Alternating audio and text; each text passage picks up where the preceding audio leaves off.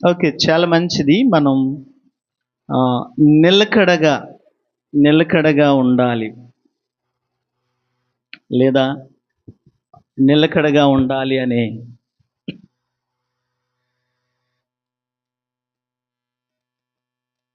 అంశాన్ని మనము నేర్చుకుంటున్నాం.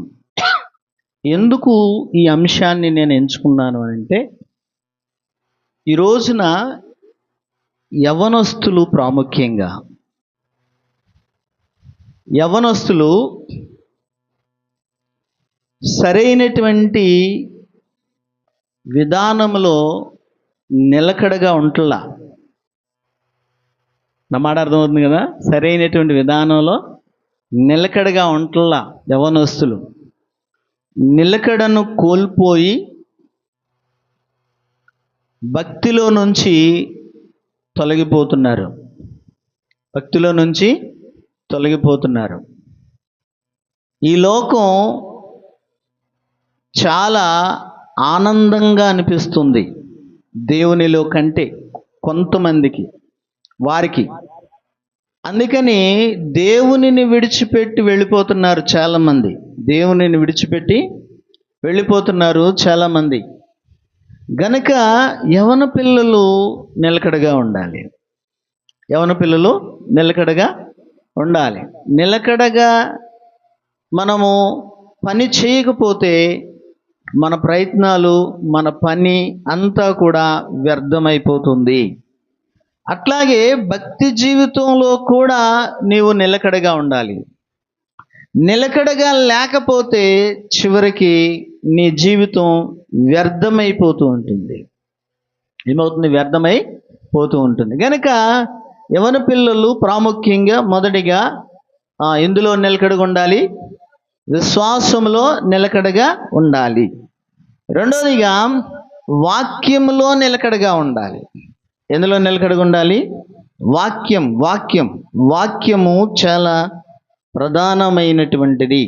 తిమోతితో పౌలు చెప్తూ అన్నాడు కదా, తిమోతి, నీవు బాల్యము నుండి నేర్చుకున్నటువంటి విషయాలలో, బాల్యము నుంచి ఏ విషయాలైతే చదివి రూఢి అని తెలుసుకున్నటువంటి అట్టి వాక్యములో నువ్వేం చేయమంటున్నాడు? నిలకడగా ఉండు అని చెప్పేసి తిమోతితో పౌలు చెప్తూ ఉన్నాడు. అదే తిమోతికి వ్రాసిన పత్రికలో రెండవ తిమోతి పత్రిక 4వ అధ్యాయము 3వ వచనంలో కూడా ఒక మాట చదువుకుందాం. 4వ అధ్యాయము 3వ వచనంలో కూడా ఒక మాటను మనము చదువుకుందాం. చదవమ్మా. ఎందుకనగా జనులు హితబోధను సహింపక దురద చెవులు గలవారై తమ స్వకీయ దురాశలకు అనుకూలమైన బోధకులను తమ కొరకు పోగు చేసుకుని సత్యమునకు చెవినీయక కల్పనా కథల వైపు తిరుగు కాలము వచ్చును. అయితే నీవు అన్ని విషయములలో మితముగా ఉండుము, శ్రమపడుము, సువార్తికుని పని చేయము, నీ పరిచర్య సంపూర్ణముగా జరిగించుము అని అంటా ఉన్నాడు. ప్రియ యవన పిల్లలారా, పౌలు తిమోతితో చెప్తూ అంటూ ఉన్నాడు కదా, ఇదిగో యవన పిల్లలారా, ఇదిగో ప్రత్యేకంగా యవనస్తుడైనటువంటి తిమోతి నీవు ఏం చేయమంటా ఉన్నాడంటే నిలకడగా ఉండు. కారణం ఏంటంటే జనులు హితబోధను సహింపక దురద చెవులు గలవారై తమ స్వకీయ దురాశలకు అనుకూలమైన బోధకులను తమ కొరకు పోగు చేసుకుంటున్నారంట. ఏ బోధకులంట? ఏ బోధకులను? అనుకూలమైనటువంటి బోధకులను తమ కొరకు పోగు చేసుకుని ఏం చేస్తున్నారంటే వారికి నచ్చిన విధానంలోనే వాక్యాన్ని చెప్పించుకుంటున్నారు. అర్థమవుతుందా? వాక్యము వారికి నచ్చాలి. ఖండించి చెప్పే వాక్యానికి ఇష్టపడరు, సరిదిద్దే వాక్యాన్ని ఇష్టపడరు. సత్యమైన వాక్యం ఏం చేస్తూ ఉందంటే ఖండిస్తూ ఉంది, తప్పును ఖండిస్తూ ఉంది కదా, తప్పును ఖండిస్తూ ఉంది. ఇదిగో తప్పును హెచ్చరిస్తూ ఉంది. గనక హెచ్చరించి చెప్పినటువంటి వాక్యాలు, సరిదిద్దేటటువంటి వాక్యాలు ఈ రోజున ఎవరు కూడా ఇష్టపడట్లేదు. కనుక నువ్వేం చెయ్యాలి అని అంటే కల్పనా కథల వైపు తిరిగే కాలం వస్తూ ఉందని అంటున్నాడు. ఏ కాలం అంట? కల్పనా కథల వైపు తిరిగే కాలం వస్తూ ఉంది. ఇదిగో ఈ రోజున చాలామంది కల్పనా కథల వైపు తిరిగి వారి ఆత్మీయ జీవితాన్ని పాడు చేసుకుంటున్నారు. వాక్యానికి చోటివ్వట్లా, వాక్యానికి ప్రాధాన్యతనివ్వట్లా, వాక్యాన్ని చదవట్లేదు. చదవకుండా, ధ్యానించకుండా వారి సమయాన్ని కల్పనా కథల వైపు తిప్పుకుంటూ ఉన్నారు. గనక నువ్వేం చేయమంటూ ఉన్నాడు అని అంటే నీవు వాక్యములో నిలకడగా ఉండు అని అంటున్నాడు. నిజమైన వాక్యం ఏం చేస్తూ ఉంది?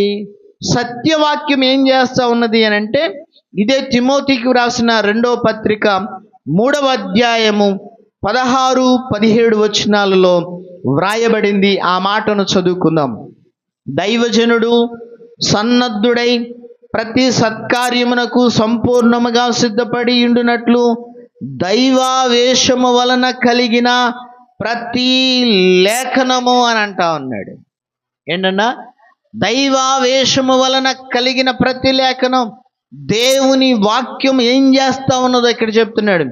దేవుని వాక్యం ఉపదేశిస్తూ ఉంది, ఖండిస్తూ ఉంది, తప్పును దిద్దుతూ ఉంది, నీతి యందు శిక్ష వేస్తూ ఉంది దేవుని వాక్యం. గనక యవన పిల్లలారా, దేవుని వాక్యములో నిలకడగా స్థిరంగా ఉండండి. చూద్దాం, ఒక వాక్యాన్ని చదువుకుందాం. మరొక వాక్యం యోహాను సువార్త 5వ అధ్యాయము 39వ వచనం. యోహాను సువార్త 5వ అధ్యాయము 39వ వచనంలో అంత్య లేఖనముల యందు మీకు నిత్య జీవము కలదని తలంచుచు వాటిని పరిశోధించుచున్నారు, అవే నన్ను గూర్చి సాక్ష్యమిచ్చుచున్నవి. లేఖనములలో ఏమున్నదంట? నిత్య జీవం ఉంది అనగా దేవుని వాక్యములో నిత్య జీవం ఉంది. నిత్య జీవం ఎక్కడుందంట చెప్పాలి. కల్పనా కథలలో నిత్య జీవం లేదు. జాగ్రత్తగా ఉండి, మోసపూరితమైనటువంటి బోధనలలో నిత్య జీవం లేదు. ఇదిగో లేఖనములలో, వాక్యములో నిత్య జీవం ఉంది. మన యొక్క గురి, మన యొక్క లక్ష్యం పరలోక రాజ్యములో చేరి నిత్య జీవాన్ని పొందుకోవటమే మన లక్ష్యం. గనక ఆ యొక్క గురిని చేరులాగున లేఖనాలను మనం చదవాలి. ఆ లేఖనాలలో, వాక్యములో మనం స్థిరంగా ఉండాలి. ఏం చేయాలంటే ఆ వాక్యములో మనం స్థిరంగా ఉండాలి. తర్వాత మరొక వాక్యాన్ని చదువుకుందాం. పేతురు రాసిన 2వ పత్రిక 1వ అధ్యాయము 19వ వచనం. పేతురు రాసిన 2వ పత్రిక 1వ అధ్యాయము 19వ వచనంలో, మరియు ఇంతకంటే ప్రవచన వాక్యం మనకున్నది, తెల్లవారి వేకువ చుక్క మీ హృదయములలో ఉదయించు వరకు ఆ వాక్యము చీకటి గల చోటున వెలిగిచ్చు దీపమైనట్టున్నది. దాని యందు మీరు లక్ష్యముంచిన ఎడల మీకు మేలు చాలు. ఏంటంట? దేవుని వాక్యం అంట చీకటి గల చోటున వెలిగిచ్చున్నట్లుగా ఉంది. ఈ రోజున అనేకమైనటువంటి జీవితాలను వెలిగిస్తూ ఉంది దేవుని వాక్యం. ఎంతోమంది దొంగలు మారారు దేవుని వాక్యము వలన. ఎంతోమంది వ్యభిచారులు మారారు దేవుని వాక్యం వలన. ఎంతోమంది మోసగాండ్రు మారారు దేవుని వాక్యము వలన. ఎంతోమంది అన్యాయస్తులు మారారు దేవుని వాక్యము వలన. అంధకారమైనటువంటి వారి జీవితంలోనికి ఇదిగో వెలిగిచ్చు వాక్యము ప్రవేశించినప్పుడు వారి హృదయాలు వెలిగించబడ్డాయి, జీవితాలు వెలిగించబడ్డాయి. వారి జీవితము అంధకారమైనప్పుడు వారి యొక్క జీవితం అంతా కూడా వెలుగుమయం చేసింది దేవుని వాక్యం. గనక ఆ వెలుగిచ్చు వాక్యమునందు మనం లక్ష్యమించినట్లయితే ఆ వాక్యమునందు లక్ష్యమించినటువంటి వారికంట మేలు కలుగుతూ ఉన్నదంట. ఏం కలుగుతుందంట? మేలు కలుగుతుంది. నీకు మేలు కలగాలంటే, నీ జీవితము మేలుకరంగా ఉండాలంటే, నీ కుటుంబము మేలుకరంగా ఉండాలంటే దేవుని వాక్యమునందు లక్ష్యముంచాలి. ఏం చేయాలంట? దేవుని వాక్యమునందు లక్ష్యముంచాలి. తర్వాత మరొక వాక్యాన్ని కూడా చదువుకుందాం. మత్తయి సువార్త 19వ అధ్యాయము 16-17 వచనాలు.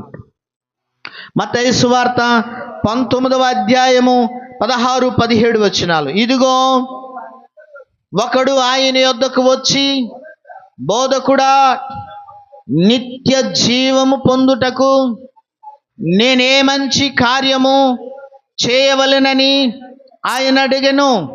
అందుకాయన, మంచి కార్యమును గురించి నన్నెందుకు అడుగుచున్నావు? మంచివాడొక్కడే. నీవు జీవములో ప్రవేశింపగోరిన యెడల ఆజ్ఞలను గైకొనుమని చెప్పెను. చాలు చాలు. ఇదిగో ఒక యవనస్తుడు వచ్చాడు.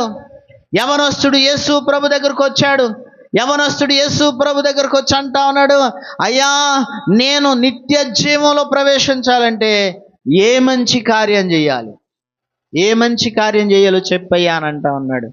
ఈ రోజున వాక్యాన్ని వినండి, వాక్యాన్ని విశ్వసించండి, విశ్వసించిన ప్రకారం వాక్యము చెప్పినది చెప్పినట్లుగా చెయ్యండి అని అంటే ఎవరికి నచ్చట్లా. నా మాటలు అర్థమవుతుందా? ఏదైనా వాక్యం చెప్పినట్లుగా చేయండి, ఆజ్ఞలకు లోబడండి అని అంటే నచ్చట్లేదు. లేదా ఏదో ఒకటి మాయలు మంత్రాలు చేసినట్లుగా చేస్తే ఏంటంటే అది నచ్చుతూ ఉంది. చాలా బాధకరం, చాలా విచారకరం ఏంటి అని అంటే క్రైస్తవులలో కూడా తాయెత్తులు కడుతున్నారు. క్రైస్తవులలో కూడా ఏం కడుతున్నారంట? తాయెత్తులు కడుతున్నాడు. మాకు ఒక పాస్టర్ గారు ఉన్నాడు. పాస్టర్ గారు కూడా తాయెత్తులు కడతాడు. భూత వైద్యులేమో నల్లదారాలు కడతారు కదా, నల్లదారానికి ఏదో కడతారు. కానీ ఈ పాస్టర్ గారు ఏం కడతాడంటే ఎర్ర తాయెత్తులు కడతాడు. విన్నారు ఎప్పుడైనా మీరు? మా ఊర్లో జరుగుతుంది అది. ఎర్ర తాయెత్తులు కడతాయి, ఎర్రదారాలు కడతారు. ఎర్రదారాలు కడితే ఆ ఎరుపు, ఆయన అంటాడు, ఎరుపు యేసు రక్తమునకు సాదృశ్యంగా ఉంది గనక, యేసు రక్తమునకు సాదృశ్యంగా ఉన్నటువంటి ఆ ఎర్రదారాన్ని కడితే నీకున్న కీడు పోద్ది, నీకున్న దోషం పోద్ది. ఇదిగో నీవు చదువులో అభివృద్ధి చెందుతావు, నీకు ఉద్యోగం వస్తుంది, నీ వ్యాపారంలో నీకు లాభం కలుగుతుంది, నీ కుటుంబంలో నీకు మేలు కలుగుతుంది అని చెప్తా ఉంటాడు.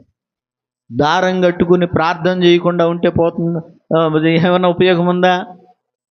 నువ్వు దారం కట్టినా కట్టకపోయినా నీవు ప్రార్థనా జీవితమును కలిగి వాక్యానికి లోబడితే అది నీకు మేలు. ప్రార్థనా జీవితము కలిగి విశ్వాసముతో నీవు వాక్యములో నిలకడగా ఉంటే అది నీకు మేలు. క్రమం తప్పకుండా మందిరానికి వస్తూ ఒక క్రమశిక్షణ కలిగినటువంటి వ్యక్తిగా, విశ్వాసిగా దేవుని వాక్యానికి లోబడితే అది నీకు మేలు. అన్యులు అనుసరించినటువంటి విధానాన్ని ఈ రోజున చాలామంది అనుసరిస్తున్నారు. దానికే ఈరోజు చాలామంది మొగ్గు చూపుతున్నారు, కానీ దేవుని వాక్యానికి లోబడటానికి మొగ్గు చూపట్లేదు. వింటున్నారా నేను చెప్పే మాటలు? దేవుని వాక్యానికి లోబడటానికి మొగ్గు చూపడట్లా. దేవుని వాక్యాన్ని చదవటానికి కానీ, ధ్యానించడానికి కానీ, దేవుని వాక్య ప్రకారం నడుచుకోవటానికి కానీ, దేవుని వాక్యమును గురించి డిస్కస్ చేయటానికి కానీ ఎవరు కూడా ఇష్టపడట్లేదు. ఇదిగో దేవుని వాక్యం ఏమని చెబుతుందంటే, నీకు మేలు కలగాలంటే, నీకు ఆశీర్వాదం కావాలంటే, నీవు దేవుని నిత్య రాజ్యములో నువ్వు ప్రవేశించాలంటే ఇదిగో దేవుని వాక్యానికి నువ్వు లోబడాలి. దేనికి లోబడాలి? దేవుని వాక్యానికి లోబడాలి. యవన బిడ్డలారా, ఒకసారి నిన్ను నువ్వు ప్రశ్నించుకో. నిన్ను గురించి ఒకసారి ఆలోచన చేసుకో. నీవు ఎటువంటి వ్యక్తివి? దేవుని ఆజ్ఞకు లోబడే వ్యక్తివేనా? లేదా దేవుడు ఎన్నిసార్లు నీతో మాట్లాడుతున్నా, ఎన్నిసార్లు నిన్ను గద్దించినా, ఎన్నిసార్లు నిన్ను ప్రోత్సహించినా, ఎన్నిసార్లు నిన్ను సరిచేసినా దేవుని వాక్యానికి లోబడకుండా నీ సొంత విధానంలో వెళుతూ ఉన్నావా? ఏం చేస్తా ఉన్నావు? ఒకసారి ప్రశ్నించుకో. యేసు ప్రభు దగ్గరికి వచ్చినటువంటి ఈ యవనస్తుడుతో యేసయ్య అంటా ఉన్నాడయ్యా, నీవు దేవుని ఆజ్ఞలకు లోబడు అని అంటా ఉన్నాడు. ఏమని చెప్తున్నాడు? దేవుని ఆజ్ఞలకు లోబడు, దేవుని ఆజ్ఞలను గైకొను, దేవుని ఆజ్ఞల ప్రకారం నడుచుకో, దేవుని ఆజ్ఞల ప్రకారం ప్రవర్తించు, దేవుని ఆజ్ఞల ప్రకారం నీ పనులు చెయ్యి అని చెప్తే అదేమి నచ్చలేదు ఆయనకి. చూద్దాం ఒకసారి, చూడండి కింద వచ్చిన చదువు నాయన ఒకసారి. కింద వచనాలు చదివితే, అందుకు యేసు, నీవు పరిపూర్ణుడవగుటకు కోరి నీడల పోయి నీ ఆస్తిని అమ్మి బేదలకిమ్ము, అప్పుడు పరలోకమందు నీకు ధనము కలుగును, నీవు వచ్చి నన్ను వెంబడించమని అతనితో చెప్పెను. అయితే ఆ యవనుడు మిగులు ఆస్తి గలవాడు గనక ఆ మాట విని వ్యసనపడుచూ వెళ్ళిపోయెను. ఏది నచ్చలేదంట ఆయనకి?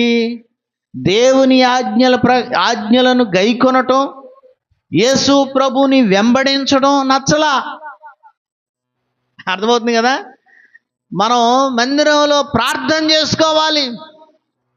ఇదిగో నీ చదువులో నీవు ముందుకు వెళ్ళాలంటే, నీ చదువులో నీకు జయం కలిగి నీ ఉద్యోగ ప్రయత్నాలు సఫలమవ్వాలి అని అంటే, నీవు ప్రార్థనా జీవితమును కలిగి, దేవుని మీద విశ్వాసమును కలిగి, దేవుని మీద ఆధారపడి ప్రార్థన చేస్తూ దేవుని వాక్యంలో నిలకడగా ఉంటే నీ ప్రయత్నాలను సఫలపరుస్తాడు.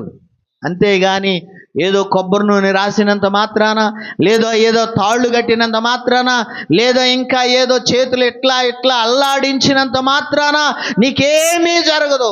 చాలామంది అనుకుంటారు, ఇదిగో ఫలానా పాస్టర్ గారు చెయ్యేసి ప్రార్థన చేస్తే నాకు ఉద్యోగం వచ్చేస్తుంది అని అంటారు. పాస్టర్ గారు చెయ్యేసి ప్రార్థన చేసినంత మాత్రాన కాదు, నీకు దేవుని యందు విశ్వాసం ఉంచుట వలన నీవు దేవుని యందు విశ్వాసం ఉంచాలి. దేవుని యందు నీవు నమ్మకం కలిగి ఉండాలి.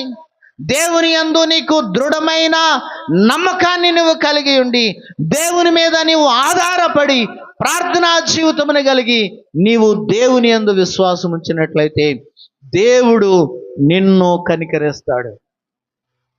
దేవుడు ఏదైనా నీకు కార్యము చెయ్యాలంటే మధ్యవర్తి ఎవరు అవసరం లేదు.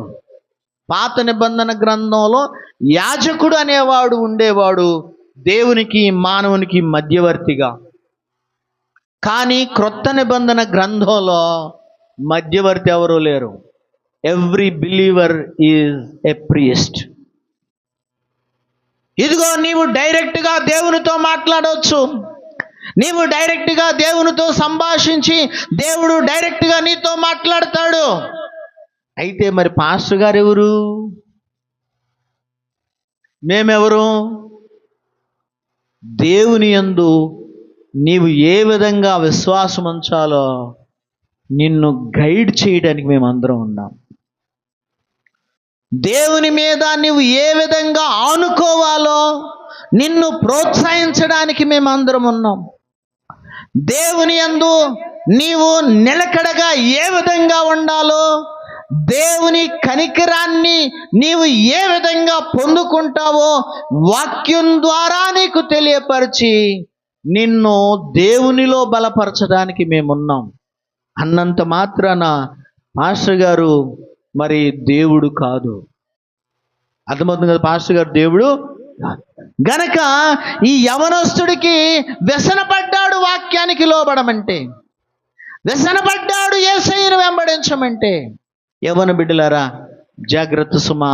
ఒకసారి మిమ్మల్ని మీరు పరిశీలన చేసుకోండి.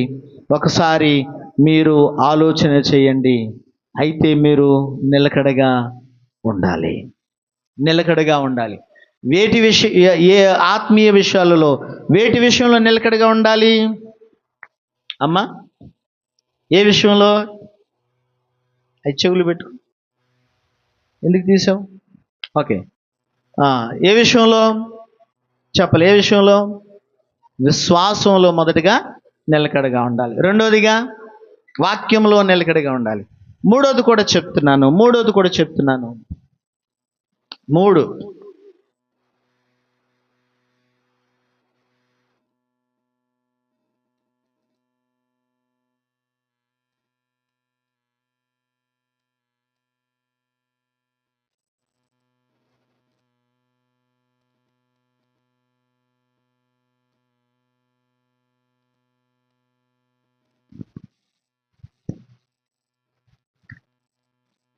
చూడండి ఒకసారి. కొరింథీయులకు రాసిన మొదటి పత్రిక 15వ అధ్యాయం 58వ వచనం. 15:58. మొదటి కొరింథీ 15:58. కాగా నా ప్రియ సహోదరులారా, మీ ప్రయాసము ప్రభువునందు వ్యర్థము కాదని ఎరిగి స్థిరులను కదలని వారును ప్రభువు కార్యాభివృద్ధి యందు ఎప్పటికిని ఆసక్తులునై ఉండుడి. చాలు చాలు చాలు. దేవునికి స్తోత్రం చెప్దామా? హల్లెలూయా. మూడోదిగా ఏంటంట? దేవుని కార్యములలో నిలకడగా ఉండాలి. ఎందులో మనం నిలకడగా ఉండాలి? దేవుని కార్యములలో, దేవుని పనులలో, ఆత్మ సంబంధమైనటువంటి పనులలో నిలకడగా ఉండాలి. ఆత్మ సంబంధమైనటువంటి పనులు ఏంటివి? ఆత్మ సంబంధమైన పనులు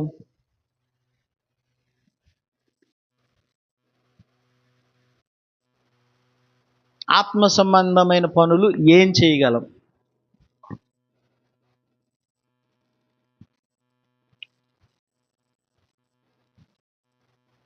అమ్మా చెప్పండి. ఆత్మ సంబంధమైన పనులు ఏంటి? ఏమేం చేయగలం? ఏం పనులు చేస్తారు మీరు? ఆత్మ సంబంధ పనులు అంటే ఏం చేయాలి? ఏంటివి? ఒకటి చెప్పండి పోనీ. ఈ పని, ఫలానా పని ఆత్మ సంబంధమైనది అని అనండి.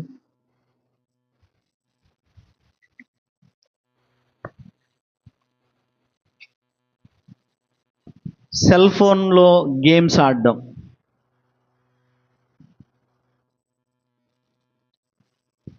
వీడియోలు చేయడం, ఏ పనులు అవి? ఏం పనులు అవి? ఆత్మ సంబంధమైన పనుల? బైబిల్ చదవటం, ప్రార్థన చేయటం. అమ్మా ప్రార్థన చేయటం ఏంటి అవి అమ్మా? ఆత్మ సంబంధమైన పనులు. మందిరానికి రావటం ఏ పని అది? చర్చికి రావటం ఏం పని అది? మాట్లాడండి అమ్మా, మాట్లాడండి బాబు. ఏ పని అది? ఏ పని? మందిరానికి రావటం అంటే ఏదో లాస్ట్ టైంలో పాస్టర్ గారు నేను కూడా వచ్చాను అని చెయ్యెత్తి హాజరేపించుకోవడం కాదు. నా మాట అర్థమవుతుందా? మందిరానికి రావటం అంటే 10 గంటలకు ఆరాధన అంటే 10 నిమిషాల ముందే 9:50కే మందిరానికి వచ్చి కూర్చుని ప్రార్థన చేసుకుని బైబిల్ చదువుకుంటా, ప్రభువా ఈరోజు నాతో ఏం మాట్లాడాలనుకుంటున్నావయ్యా? మీ దాసుని ద్వారా నాతో మాట్లాడయ్యా. నీ మాటకు లోబడే హృదయాన్ని నాకు ఇవ్వయ్యా. నీ ఆజ్ఞలకు లోబడే మనసును నాకు ఇవ్వు ప్రభు అని ప్రార్థన చేసుకుని బైబిల్ చదువుతూ ఉండాలి. సో వీటిలో మనం అభివృద్ధి చెందాలి. వీటిలో మనము నిలకడగా ఉండాలి. అర్థమవుతుందా? ప్రార్థన అంటే చివరిలో వెళ్ళటం కాదు. పాటలు అయిపోయిన తర్వాత వస్తారు కొంతమంది వాక్యం చెప్పేటప్పుడు వస్తారు. కొంతమంది వాక్యం అయిపోయిన తర్వాత కానుకలు పట్టే టైంలో వస్తారు. కొంతమంది కానుకలు కూడా అయిన తర్వాత ఆశీర్వాదం తీసుకోవడానికి వస్తారు. అది కాదు అందుట్లో కాదండి. అది కాదు, అది ఆత్మ సంబంధమైంది కాదు. అది దైవ సంబంధమైనటువంటి కార్యం కాదు. ప్రారంభంలోనే వెళ్ళాలి. ఏం చేయాలి? ఎప్పుడు వెళ్ళాలి? ప్రారంభంలోనే వెళ్ళాలి. వీలు దొరికితే 10 నిమిషాలు ముందే వెళ్ళాలి. ప్రారంభ ప్రార్థనకి వీలు దొరకట్లేదంటే కనీసం ప్రారంభ ప్రార్థనకాయే అక్కడ మందిరంలో మోకరించి ప్రార్థన చేయాలి. ప్రారంభ ప్రార్థనే. అందుట్లో నిలకడగా ఉండాలి. పాటలు పాడటం, దైవ సంబంధమైన దేవుని పాటలు పాడటం. కొంతమంది ఎప్పుడు పాడిన పాటలే పాడుతూ ఉంటారు. ఏ పాటలు? ఎప్పుడు పాడిన పాటలే పాడుతూ ఉంటారు. పాడిన పాటలే క్రొత్త పాటలు నేర్చుకోరు.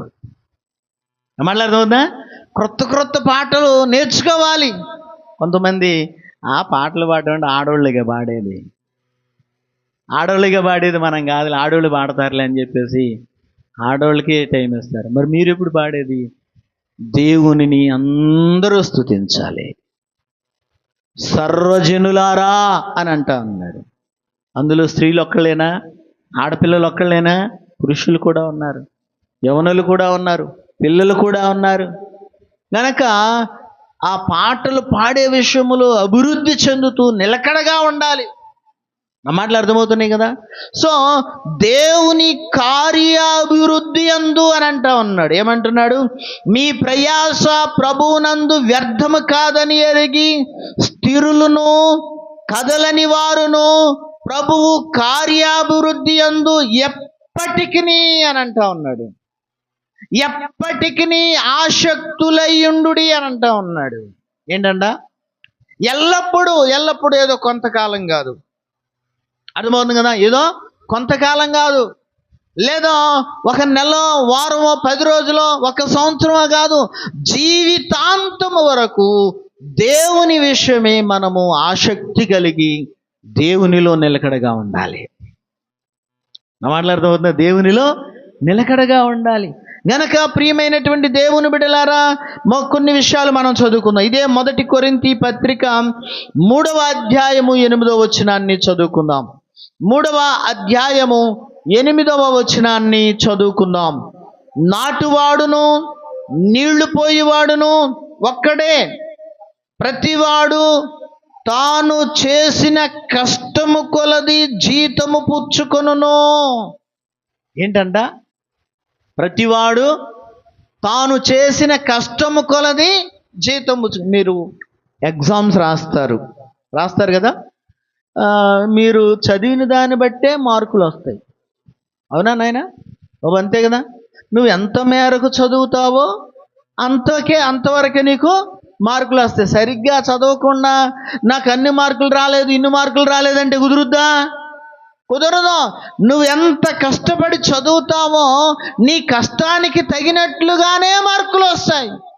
నువ్వెంత కష్టపడి చదివి రాస్తావో నీవు రాసిన దానిని బట్టే నీకు మార్కులు వస్తాయి. అంతేగాని కష్టపడకుండా చదవకోకుండా నాకు 100కి 90 మార్కులు రావాలంటే కుదరదు. కష్టపడాలి, చదవాలి, రాయాలి.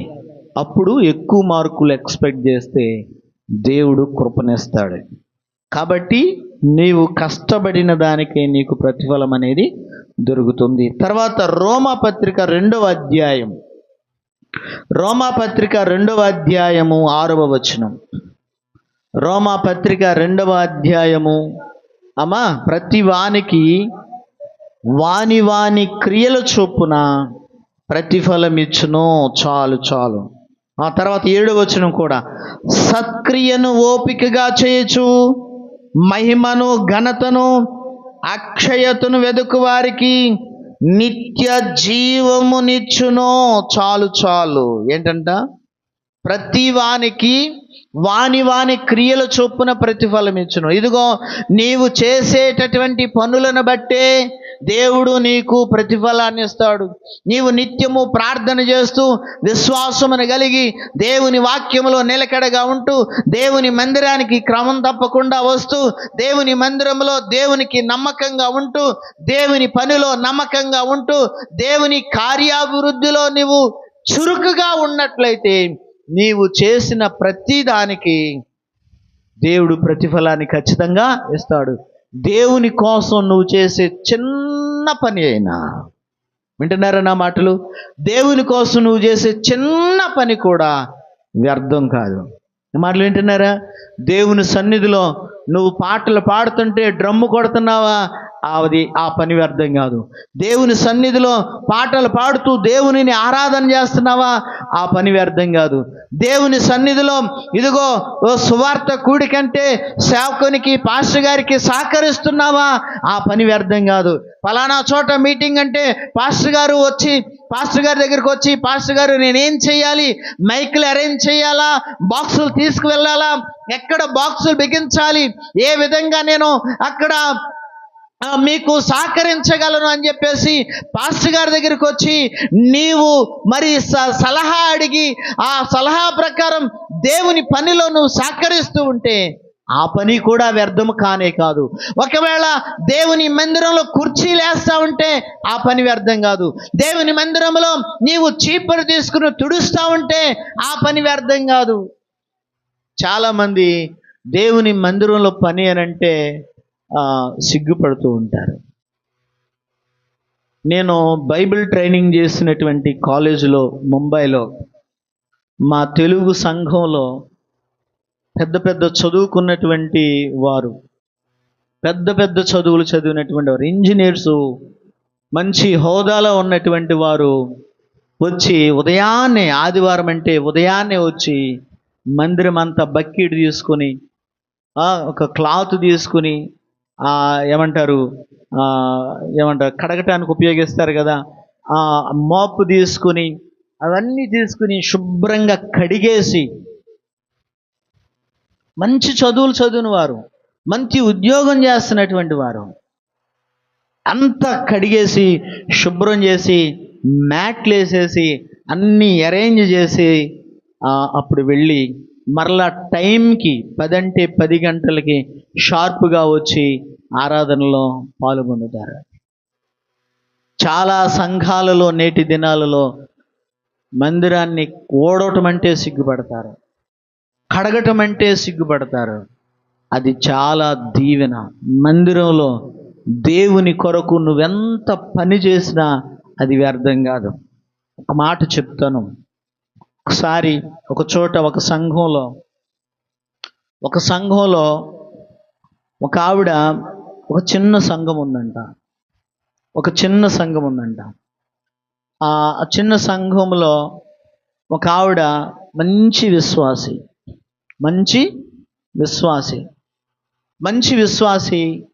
మంచి ప్రార్థనాపరురాలు, సేవకునికి పరిచర్యలో వారి కుటుంబం ఎంతగానో సహకరిస్తూ ఉండేవారు. అయితే ఒకానొక సమయంలో అనుకోని విధంగా మరి ప్రమాదవశాత్తు ఆమె 2 కాళ్ళు కోల్పోయిందంట. ఆమె 2 కాళ్ళు కోల్పోయింది. ఆమె వీల్ చైర్లోనే ఉంటా ఉంది. ఎక్కడ కూర్చుంటుంది? వీల్ చైర్లోనే. ఎక్కడికి వెళ్ళాలన్నా వీల్ చైర్లోనే. ఆమె పనులు ఆమె చేసుకోవటం కూడా చాలా కష్టంగా అవుతూ ఉంది. ఒక రోజున పాస్టర్ గారు గృహ దర్శనం చేస్తూ ఆ ఇంటిని దర్శించి వారికి ప్రార్థన చేయడానికి వెళ్ళినప్పుడు వారితో మాట్లాడుతూ ఉంటే ఆ సహోదరి అందంట, పాస్టర్ గారు ఏడుస్తూ చెప్పిందంట, పాస్టర్ గారు ఇంతకు మునుపు మందిరంలో పని అంటే, పరిచర్య అంటే ముందుగా వచ్చేదాన్ని, కానీ ఇప్పుడు నేను రాలేకపోతున్నాను పాస్టర్ గారు, నన్ను క్షమించండి. నడవలేకపోతున్నాను పాస్టర్ గారు, మందిరంలో పని చేయాలని ఉంది, కాళ్ళు లేకపోవడం వలన నేనేమి చేయలేకపోతున్నాను పాస్టర్ గారు అని చెప్పేసి ఏడుస్తూ ఉందంట. అప్పుడు పాస్టర్ గారు అన్నారంట, అమ్మా నువ్వు బాధపడొద్దు, ఆశపడి ప్రాణంను తృప్తిపరచువాడు మన దేవుడు. కాబట్టి మరి నువ్వేమీ చేయొద్దు. నువ్వు ఉదయాన్నే రెడీ అయ్యి మందిరానికి ఆ వీల్ చైర్లోనే రా. ఆ వీల్ చైర్లోనే వచ్చి నీవు గుమ్మం దగ్గర కూర్చుని వచ్చే వాళ్ళందరినీ పలకరించమ్మా అని చెప్పేసి అని అన్నాడంట. ఏమన్నాడంట? వచ్చేవారిని అందరినీ పలకరించమ్మా అని చెప్పేసి అని అన్నాడంట. సరే, ఆ మాట తీసుకుని ఆవిడ ఆ ప్రతి వారం ముందుగానే రెడీ అయ్యి మందిరానికి వచ్చి గుమ్మం దగ్గర నిలబడి వచ్చే వాళ్ళందరినీ చిరునవ్వుతో పలకరించి, బ్రదర్ వందనాలు, చక్కగా చిరునవ్వుతో పలకరిస్తూ బ్రదర్ వందనాలు, సిస్టర్ వందనాలు అని చెప్పేసి అందరినీ పలకరించి షేక్ హ్యాండ్ ఇచ్చి రండి లోపలికి రండి అని అంటే ఆవిడ ఆహ్వానం అందరికీ బాగా నచ్చిందంట. ఎందుకంటే ఆవిడ ఆహ్వానించినటువంటి విధానం, ఆవిడ చిరునవ్వును చూసే చాలామంది సంతోషంగా దేవుని మందిరానికి వస్తున్నారంట. సంతోషంగా దేవుని మందిరానికి వస్తున్నారంట. ఆవిడ చిరునవ్వును చూసే చాలామంది ఆవిడ బాధలను మర్చిపోతున్నారంట. ఆవిడ బాధలను మర్చిపోతున్నారంట. ప్రియ దేవుని యవ్వన బిడ్డలారా, దేవుని మందిరంలో ఆమె చేసినటువంటి చిన్న పని, గుమ్మం దగ్గర కూర్చుని చిరునవ్వుతో అందరినీ ఆహ్వానిస్తుంది. చిరునవ్వుతో అందరినీ ఆహ్వానిస్తూ ఉంది. ఆహ్వానిస్తుంటే ఆవిడ నవ్వుతో ఉన్నటువంటి ముఖాన్ని చూసే అందరూ తృప్తిగా మందిరంలో కాలు పెట్టి దేవునిని మనస్ఫూర్తిగా ఆరాధన చేసి దేవుణ్ణి మహిమపరిచి వాక్యాన్ని వింటూ ఉన్నారంట. తర్వాత ఆ మందిరంలో గొప్ప రిజల్ట్. అందరూ అంతకుముందు పేమో అంతంత మాత్రమే వచ్చేవాళ్ళు, ఉన్నవాళ్ళు కూడా ఇప్పుడు ఏం చేస్తున్నారంటే అందరూ క్రమం తప్పకుండా వస్తున్నారంట. ఏం చేస్తున్నారంట? అందరూ క్రమం తప్పకుండా దేవుని మందిరానికి వస్తున్నారంట. ఆవిడ చేసింది చిన్న పనే, కానీ చాలా పెద్ద రిజల్ట్. ఆ ఆశీర్వాదం ఎవరికి? ఆవిడకే. గనుక ఏమన్నా పిల్లలారా, దేవుని పనిలో, దేవుని కార్య అభివృద్ధి యందు నిలకడగా ఉండాలి. ఏం చేయాలి? నిలకడగా ఉండాలి. అందుకనే ఈ రోమా పత్రిక 2వ అధ్యాయం 6వ వచనములు అంటూ ఉన్నాడు కదా, ప్రతి వానికి వాని క్రియల చొప్పున ప్రతిఫలం ఇచ్చును. అంటే నువ్వు ఎంత మేరకు ఉంటావో అంత మేరకే నీకు ప్రతిఫలాన్ని దేవుడు ఇస్తాడు. చూద్దామా మరొక వాక్యాన్ని కూడా చదువుకుందాం. ఇర్మియా గ్రంథము 48వ అధ్యాయము 10వ వచనం. ఇర్మియా గ్రంథం 48వ అధ్యాయము 10వ వచనంలో ఒక మాటను మనము చదువుకుందాం. యెహోవా కార్యమును అశ్రద్ధగా చేయువాడు శాపగ్రస్తుడు అవునుగాక. రక్తము ఓడ్చకుండా చాలు. ఏమంటూ ఉన్నాడండి? యెహోవా కార్యమును అశ్రద్ధగా చేయువాడు శాపగ్రస్తుడు. గనక దేవుని బిడ్డలారా, యవన పిల్లలారా, మీ జీవితం ఎంతో విలువైనది, మీ జీవితం ఎంతో అమూల్యమైనది, మీ జీవితం ఎంతో మేలైనది. యవనులు తలుచుకుంటే దేవుని కొరకు ఏదైనా చేయగలరు. ఒక ఆయన అన్నాడు, యవ్వనస్తులంట దేశానికి వెన్నెముక లాంటి వారంట. ఏంటంట? యవ్వనస్తులు ఎటువంటి వారు? దేశమునకు వెన్నెముక లాంటి వారు. అలాగే యవన బిడ్డలారా, మీరు క్రీస్తు కొరకు, క్రీస్తు సువార్తకు వెన్నెముక లాంటి వారు. వెన్నెముక లాంటి వారు గనక మీ చేత దేవుడు బలమైన కార్యాలు జరిగిస్తాడు. మీ చేత దేవుడు ఎన్నో అద్భుతమైనటువంటి కార్యాలు జరిగిస్తాడు. మిమ్మలను దేవుని చేతిలో బలమైన సాధనముగా వాడుకోవటానికి దేవుడు ఇష్టపడుతున్నాడు. ఇదిగో ఇక్కడ కూర్చున్నటువంటి వారందరూ చిన్న పిల్లలతో సైతం కూడా ఎవరు కూడా వ్యర్థమైనటువంటి వారు కానే కాదు. చాలామంది అనుకుంటారు ఐఎమ్ నథింగ్ అనుకుంటారు. చాలామంది ఏమనుకుంటారు? నేను నథింగ్, నాకేమీ రాదు అని అనుకుంటారు. నాకు పాటలు పాడుతూ రాదు, నాకు ఆరాధన చేయటం రాదు, నాకు వాయిద్యాలు వాయించడం రాదు అని అనుకుంటారు. నేను దేవునికి పనికిరానేమో అని అనుకుంటారు. లేదు లేదు లేదు, నీవు ఎటువంటి వ్యక్తివైనా దేవుడు నిన్ను వాడుకుంటాడు. దేవుడు నిన్ను వాడుకుంటాడు. ఇందాక నేను చెప్పినటువంటి సంఘటనలో 2 కాళ్ళు కోల్పోయినటువంటి ఆమె అనుకుంది, నేనేమి చేయలేను దేవుని కొరకే అనుకుంది. దేవునికి నేను పనికిరానేమో, దేవునికి నేను ఉపయోగపడను అని అనుకుంది. కానీ ఆమె గుమ్మం దగ్గర కూర్చుని చిరునవ్వుతో అందరిని పలకరిస్తూ ఉంటే, ఆమె చిరునవ్వు వలన ఆదరించబడినటువంటి వారు, ధైర్యపరచబడినటువంటి వారు ఎంతోమంది ఉన్నారు. ఎందుకో చెప్పమంటారా? ఎన్నో సమస్యల చేత బాధపడుతున్నటువంటి వారు దేవుని మందిరానికి వస్తూ ఉంటే 2 కాళ్ళు లేనటువంటి ఆవిడ ఇంత చిరునవ్వు కలిగి ఉంది, ఇంత ఆనందంగా ఆవిడే ఉండగలిగినప్పుడు మనం ఇంకెంత ఆనందంగా ఉండాలి అని దేవుని సన్నిధిలో బలంగా ఇంకా వారు క్రమం తప్పకుండా వస్తూ ఉన్నారంట కదా. ఒకసారి ఆలోచన చేద్దాం. కాబట్టి దేవుని కార్యాన్ని మనం ఆలస్యం చేయకూడదు. దేవుని కార్యాన్ని మనం ఆలస్యం కానీ అశ్రద్ధ కానీ చేయకూడదు. గనక యవన పిల్లలారా, నిలకడగా ఉండాలి. దేనిలో నిలకడగా ఉండాలి? దేవుని కార్యములందు నిలకడగా ఉండాలి. మొదట మనం ముగించుకుందాం. దానియేలు గ్రంథంలోకి వద్దాం.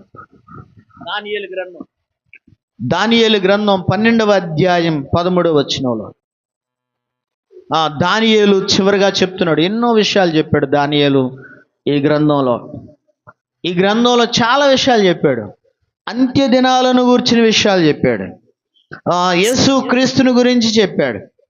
ఇక్కడ చివరిగా ఏమంటున్నాడంటే, నీవు అంతము వరకు నిలకడగా ఉండిన ఎడల అంటున్నాడు.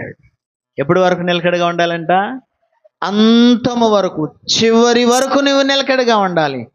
చివరి వరకు నీవు నిలకడగా, నీవు ఏ విషయాలలో నిలకడగా చివరి వరకు ఉండాలంటే, మొదటిగా విశ్వాసములో, తర్వాత వాక్యములో, తర్వాత దేవుని కార్యములలో ఎప్పటి వరకు ఉండాలి చెప్పాలి? 2025 వరకు ఉంటే చాలులే అనా? బాబు వింటున్నారా? ఎప్పటి వరకు? అంతము వరకు, చివరి వరకు, నీ తుది శ్వాస వరకు, till the last breath of your life. నీ తుది శ్వాస వరకు నీ జీవితంలో నీవు నిలకడగా ఈ 3 విషయాలలో ఉండాలి. ఈ 3 విషయాలలో ఉన్నప్పుడు ఏం జరుగుతుందంటే, విశ్రాంతి నొంది కాలాంతమందు నీ వంతులో నీవు నిలబడేదువు అని అంటా ఉన్నాడు. దేవునికి స్తోత్రం చేద్దామా? గట్టిగా స్తోత్రం చేద్దాం. ఎక్కడ ఉంటావంట? నీ వంతులో నిలబడటం చాలా ప్రాముఖ్యం. వంతు. గనక యవన పిల్లలారా, నేను ఈ వాక్యాన్ని ముగించేస్తూ ఉన్నాను.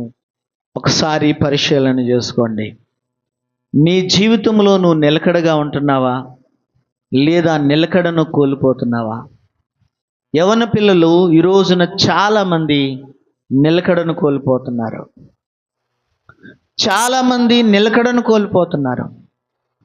వారు నిర్ణయాలు చిటికలో తీసేసుకుంటున్నారు. వారి నిర్ణయాలు చిటికలో మారిపోతున్నాయి. ఇవాళ అదంటారు, రేపు ఇంకోటి అంటారు, ఎల్లుండి ఇంకోటి అంటారు. ఆ పని చేద్దాం, ఈ పని చేద్దాం, అది ఇది ఎన్నో మెదడులో మెదులుతూ ఉంటాయి. కానీ చివరికి ఒక్కటి కూడా నిలకడగా చేయరు. అదేవిధంగా దేవునిలో కూడా చర్చికి వెళదామంటారు, 31st నైటు నిర్ణయాలు తీసుకుంటారు, డిసిషన్స్ తీసుకుంటారు. నేను ఈ సంవత్సరంలో ఇంకా నేను అది చేసేస్తా, ఇది చేసేస్తా, నేను అట్లా ఉంటా, ఇట్లా ఉంటా, అది ఇది అని అనుకుంటారు. అవునా కదా? జనవరి గడిచింది, జనవరి వరకు బాగానే చేస్తాం. ఫిబ్రవరి వచ్చేసరికి కాస్త తగ్గుద్ది. ఫిబ్రవరి అయిన తర్వాత మార్చి వచ్చేసరికి యాసవకాలం ప్రారంభం అవుతూ ఉంటుంది కదా. మార్చి నెలలో కాస్త చలి తగ్గి వేడి వస్తూ ఉండేసరికి ఆ వేడి చలి ఏ విధంగా తగ్గుతుందో ఆత్మీయ జీవితం కూడా తగ్గిపోతుంటుంది. మే నెల వచ్చేసరికి ఏమీ లేదు, ప్రార్థన లేదు, మనం తీసుకున్న నిర్ణయాలు మర్చిపోతాం. 31st నాడు మనం ఏమేమి తీసుకున్నామో, దేవునితో ఏ వాగ్దానాలు చేశామో, 31st రాత్రి మనము ఎటువంటి ప్రార్థన చేశామో ఆ ప్రార్థన అంతా గోయిందా విష్కాకి కాదు. ఎప్పటి వరకు ఉండాలి? అంతము వరకు నిలకడగా ఉండాలి. ఒకసారి ప్రశ్నించుకో, ఆలోచన చేసుకో. దేవుడు మనకు ఒక సవాల్ చేస్తా ఉన్నాడు, ఒక సవాలు విసురుతున్నాడు దేవుడు. ఈ రోజున ఒక సవాలుగా తీసుకోవాలి దీన్ని. నేను నిలకడగా ఉంటానయ్యా. ఏది ఏమైనా, పరిస్థితి ఏదైనా, స్థలం ఏదైనా, నేను ఎక్కడున్నా, నేను ఏది చేస్తా ఉన్నా, నీ కొరకు నేను నిలకడగా ఉంటానయ్యా, నీ కొరకు నిలకడగా నేను ఉంటానయ్యా అని డిసిషన్ తీసుకుంటావా? తీర్మానం తీసుకుంటావా? ఈ రోజున నీ కొరకు నేను నిలకడగా ఉంటానయ్యా, నీలో నిలకడగా ఉంటానయ్యా. అయ్యా, నా ఆత్మీయ జీవితంలో నేను నిలకడగా ఉంటాను. నా ఆత్మీయ విషయాలలో, విశ్వాసంలో నిలకడగా ఉంటానయ్యా. అయ్యా, పరిస్థితి ఏదైనా విశ్వాసంలో నేను వెనకడిగాను. అయ్యా తండ్రి నాన్న, నాకెన్ని శ్రమలు వచ్చినా, నాకెన్ని ఇబ్బందులు వచ్చినా, నాకెన్ని ఇరుకులు వచ్చినా విశ్వాసంలో నేను వెనకడిగయ్యనయ్యా, నిలకడగా ఉంటాను ప్రభువా. అయ్యా, నేను నీ వాక్యంలో నేను నిలకడగా ఉంటాను, నిలకడగా నీ వాక్యాన్ని చదువుతాను, నిలకడగా నీ వాక్యాన్ని నేను ధ్యానిస్తాను అని తీర్మానం తీసుకుందామా ఈ మధ్యాహ్నకాల సమయంలో? అయ్యా, నీ పనులలో, నీ కార్య అభివృద్ధిలో నేను నిలకడగా ఉంటానయ్యా అనే తీర్మానం తీసుకుందామా? తలలు వంచండి, కళ్ళు మూసుకోనండి, ప్రార్థన చేసుకుందాం. తలలు వంచండి, కళ్ళు మూసుకోనండి, ప్రార్థన చేసుకుందాం. అందరూ కూడా ప్రార్థన చేసుకుందాం. నా ప్రియ యవ్వన బిడ్డ, ఈ మధ్యాహ్నకాల సమయంలో ఒక్కసారి నిన్ను నీవు పరిశీలన చేసుకో. ఒకసారి నిన్ను గురించి నీవు ఆలోచన చేసుకో, పరిశీలన చేసుకో. అందరూ ప్రార్థన చేయాలి. ఇప్పటి వరకు దేవుని వాక్యాన్ని విన్నావు. దేవుని వాక్యాన్ని విన్నటువంటి నీవు ఊరికినే నువ్వు వెళ్ళిపోకూడదు, వ్యర్థంగా నీవు వెళ్ళకూడదు. ఈ రోజున ఒక తీర్మానం కలిగి నువ్వు దేవుని మందిరంలో నుంచి వెళ్ళాలి. దేవునితో ఒక తీర్మానం చేసుకోవాలి. ఈ మధ్యాహ్న కాల సమయంలో దేవుని ఎదుట ఒక నిర్ణయం తీసుకోవాలి. You have to dedicate your life today. ఇదిగో ఈ రోజున నీ జీవితాన్ని సమర్పించుకోవాలి, యేసయ్యకు సమర్పించుకోవాలి. అయ్యా, నేను నిలకడగా ఉంటానయ్యా. అందరూ ప్రార్థన చేయండి తల్లి, బాబు, అందరూ ప్రార్థన చేయాలి. కళ్ళు మూసుకొనండి, ప్రార్థన చేయండి. అమ్మ, ఎవరు మౌనంగా ఉండొద్దు, ప్రార్థన చేయాలి. అందరూ ప్రార్థన చేయండి. అయ్యా, నేను నిలకడగా ఉంటానయ్యా. అయ్యా, ఈరోజు నాతో మాట్లాడావయ్యా. అయ్యా, నాతో మాట్లాడినందుకు నీకు వందనాలయ్యా. అయ్యా, నేను విశ్వాసంలో నిలకడగా ఉంటానయ్యా. అయ్యా, నన్ను బలపరచయ్యా. అయ్యా, నీ వాక్యంలో నిలకడగా ఉంటాను ప్రభు. అయ్యా, నన్ను బలపరచయ్యా. అయ్యా, నీ కార్యములలో నిలకడగా ఉంటాను, నన్ను బలపరచువా ప్రభువా అన్నటువంటి వారు ఎవరైనా ఉన్నారా? ఇదిగో నా కొరకు ప్రార్థన చేయండి. నేను దేవునిలో నిలకడగా ఉంటాను, అంతము వరకు నిలకడగా ఉంటాను అన్నవారు ఎవరైనా ఉంటే మీ చేతులెత్తండి, మీకోసం ప్రార్థన చేస్తాం. ఎవరైనా దేవుడు నాతో మాట్లాడాడు,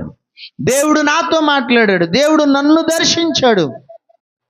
దర్శించాడు, నాతో సూటిగా తేటగా మాట్లాడాడు. నేను ప్రభువులో నిలకడగా ఉండాలి, ఆయనలో నిలకడగా ఉండాలి, ఆత్మీయ విషయాలలో నిలకడగా ఉండాలి అన్నవాళ్ళు ఎవరైనా ఉంటే అమ్మ వందనాలు. మా వందనాలు. ప్రార్థన చేస్తాం మీకోసం. దేవునిని అడగండి, దేవుని